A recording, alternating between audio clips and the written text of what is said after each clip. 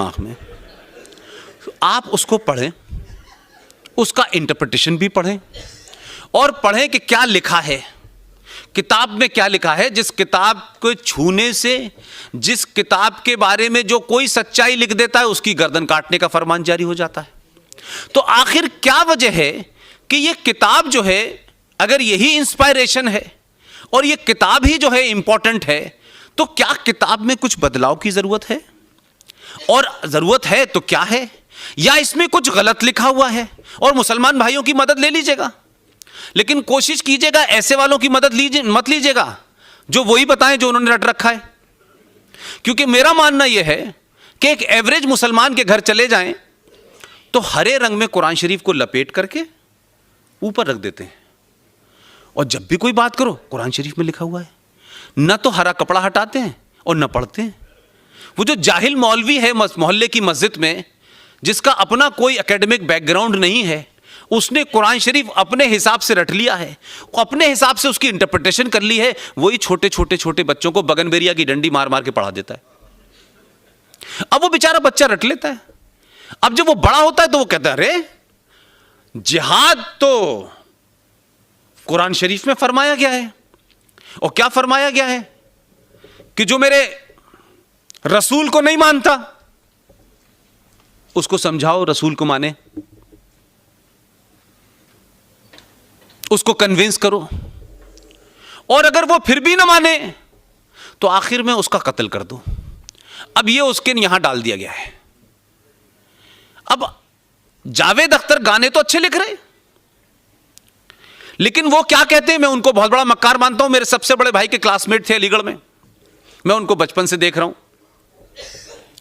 उनकी मक्कारी क्या है? वो कहते हैं कि ए हिंदुओं, तुम मुसलमान जैसे मत बनो,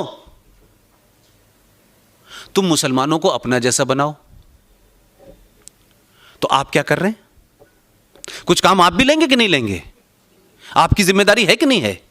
आप अपनी बीवी को, वैसे ये कोई निजी टिप्पणी नहीं है क्योंकि सार्वजनिक टिप्पणी की है इसलिए मैं बोल रहा हूं, उनकी बीवी भारत के सिनेमा जगत की बहुत बड़ी हीरोइन रही।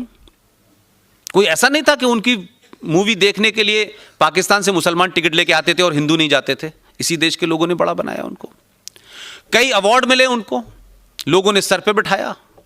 भारत के राष्ट्रपति का जो एक खास कोटा होता है कि दानिश्वर लोगों को, आर्टिस्ट लोगों को राज्यसभा में नॉमिनेट करते हैं, उसमें नॉमिनेट भी रही वो। बुढ़ापे तक उन्होंने इस देश के तमाम रिसोर्सेस का तमाम मान सम्मान पाया। अब लगा अब क्या बचा है, तो आखिर में उन्हें नाम याद आया कि मेरा नाम तो शबाना आजमी है। तो आप आइकॉन बनी और उसके बाद आपने एक बयान दिया कि मुंबई में मुसलमानों को कोई मकान नहीं देता है। तो ये कहां, सड़क पे रह रही थी? ये जो मक्कारी है सैयद हामिद अंसारी से लेकर के शबाना आजमी तक, और अब तो एक नया चलन चला है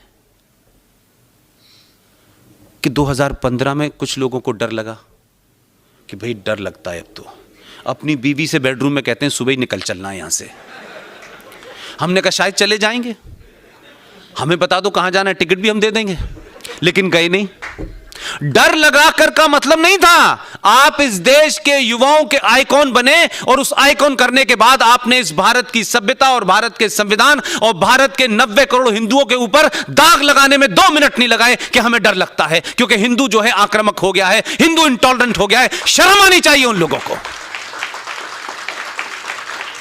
जो अपने किसी पॉलिटिकल एजेंडे के तहत, अपने किसी आका को खुश करने के तहत उनको डर की बात कही, और इस देश में आपने एक 90% मेजॉरिटी के ऊपर सवाल खड़ा किया। वो अभी डर खत्म नहीं हुआ था। 2018 में नसरुद्दीन शाह पैदा हो गए, अब उनको डर लग रहा है। तो मेरा नसरुद्दीन शाह अलीगढ़ यूनिवर्सिटी के पढ़े हुए हैं, उस परिवार को मैं जानता हूं, लेकिन मुझे जिन लोगों से डर लग रहा था उसको तो आपने बीवी बना रखा है अपने घर में, तो बीवी से डर लग रहा है क्या? लेकिन मैं अब इस नतीजे पे पहुंचा हूं कि इस समाज को कहना चाहिए कि नसरुद्दीन शाह और आमिर खान, जिस को इस मुल्क में डर लग रहा है, तुम्हें अब डर लगना चाहिए। हम 700 साल और 800 साल जिसका जिक्र किया जा रहा है, हम उस सब के बावजूद भी कैसे कैसे हालात में रहे। हमारे दादा परदादा, उनके दादा परदादा, कई सालों 5000 साल की सभ्यता को अगर आप देखें, हमने कभी ये नहीं कहा कि हमें डर लग रहा है। हम रहे, क्या क्या हुआ हमारे साथ, क्या क्या हुआ हमारी सभ्यता के साथ, हमें डर नहीं लगा।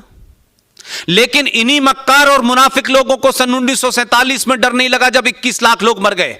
इसी नसरुद्दीन शाह और आमिर खान को जब डर नहीं लगा जब मुंबई के अंदर 3500 हिंदुओं को बम धमाकों में मार दिया गया, डर नहीं लगा। 3500 सिखों को दिल्ली में मार दिया गया, डर नहीं लगा। 3.5 लाख कश्मीरी हिंदू पंडितों को मार के एक मुसलमान सरकार ने निकाल दिया, दंगाइयों ने मारा, डर नहीं लगा। यह मक्कारी है।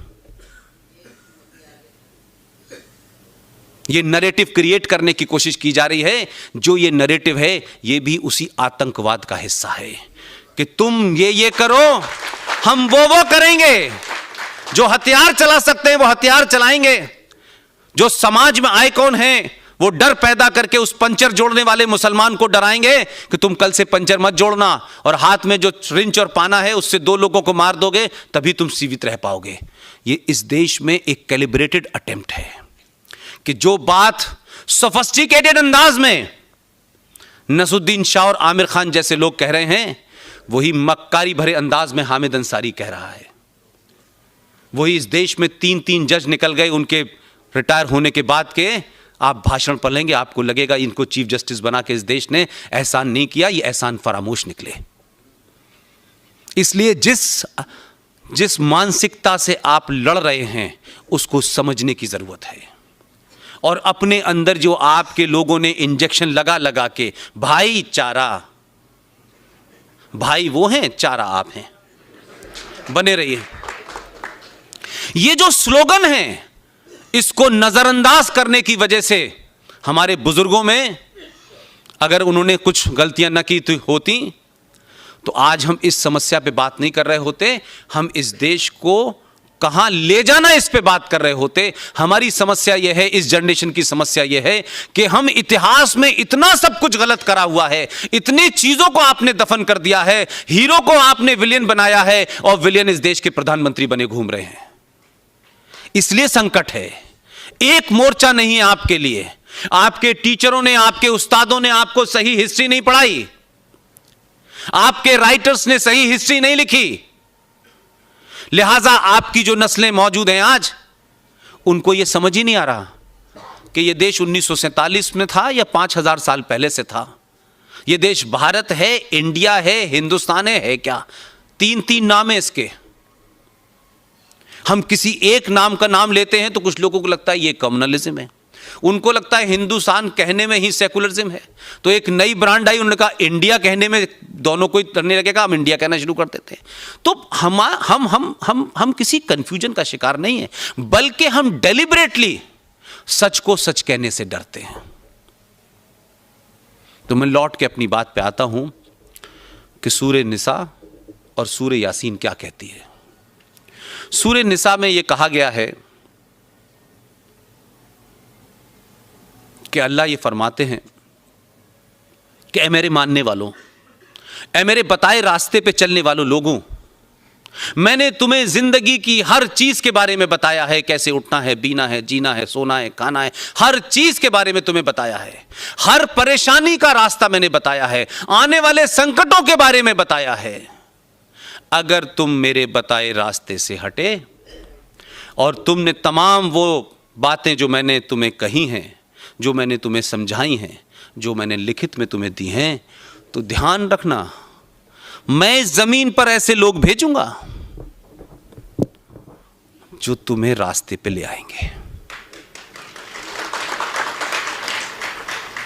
अब क्या कंट्राडिक्शन है? जो रास्ते पे ला रहा है ये उसी को मारने पे लगे हुए हैं, इसी की हत्या के षड्यंत्र कर रहे हैं। कभी इशरत पैदा हो जाती है, कभी सोहराबुद्दीन पैदा हो जाता है, कभी पाकिस्तान पैदा हो जाता है, कभी कश्मीर पैदा हो जाता है, कभी देवबंद में पकड़ा जाता है, कभी बरेलवी में पकड़ा जाता है। जगह जगह से लोग पकड़े जा रहे हैं कि ये हमें रास्ते पे ला रहा है। तो बताओ, वो बेचारा अल्लाह का काम कर रहा है और तुम उसी को मार रहे हो। तो तुम अल्लाह को ही नहीं मानते तो इसको क्या मानोगे भाई? तो हम सच को सच कहें, सच कहने से न डरे।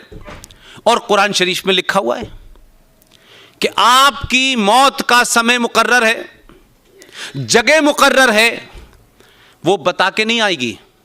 जहां तय है उस दिन, उस समय, उस घड़ी आप अल्लाह के पास चले जाएंगे। तो जब